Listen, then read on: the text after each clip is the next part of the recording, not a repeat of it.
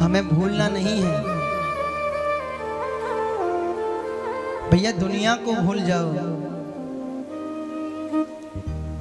लेकिन ठाकुर को कभी नहीं भूलना चाहिए। दुनिया को भूल जाओगे तो ठाकुर रास्ता बना देगा, लेकिन ठाकुर को भूल गए तो दुनिया में कहीं रास्ता नहीं मिलेगा, कहीं रास्ता नहीं मिलेगा। इस बात का विशेष ध्यान रखना, क्योंकि रास्ते उन्हीं के होते हैं, रास्ते उन्हीं के होते हैं जिनका साथ होता है। रास्ते उन्हीं के होते हैं जिनका साथ होता है, और श्री राधा चरण उसे मिलते हैं जिसके साथ यदुनाथ होता है, जिसके साथ यदुनाथ होता है। कन्हैया जिसके साथ हैं उसे ही किशोर जी की कृपा मिल सकती है। तो भैया हमें भूलना नहीं है। आए मंगलाचरण। हमने कल आपको मंगलाचरण का अर्थ क्या बताया, किसी को याद नहीं होगा, क्योंकि हम जानते हैं। बोले गुरुजी कथा तुम्हारी तुम याद रखो, हम क्यों याद रखें, हमें तो सुनना है, हमको तो याद रखना ही पड़ेगा। लेकिन आपको भी तो कुछ सीखना है ना, क्योंकि सीखोगे नहीं तो फिर एग्जाम में फेल हो जाओगे। तो कहने का तात्पर्य है मंगल आचरण, जो हमने कल भी किया, आज भी किया और आगे भी करते रहेंगे। कल हमने अर्थ किया था मंगल आचरण, हो गया मंगलाचरण।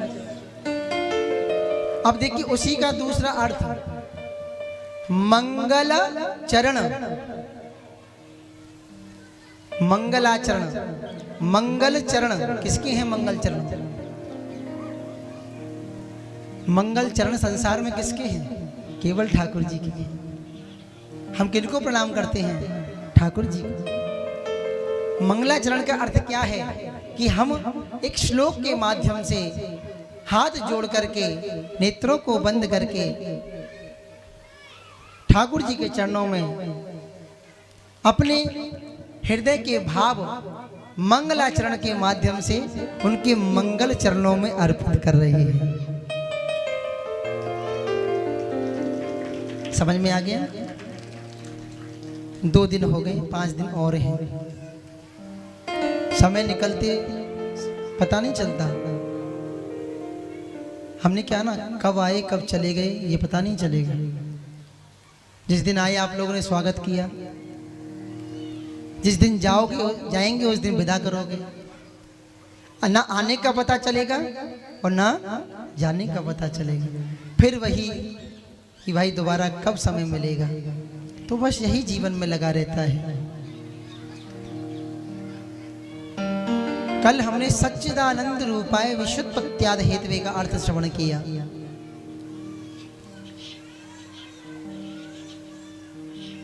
मंगलाचरण में एक श्लोक हम प्रतिदिन बोला करते हैं कि भक्त भक्ति भगवंत गुरु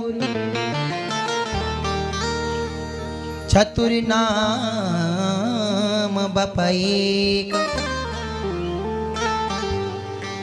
4 नाम हैं।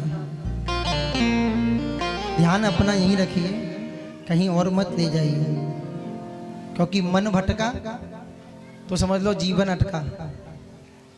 हाँ जी, भक्त भक्ति भगवंत और चौथे हैं गुरु।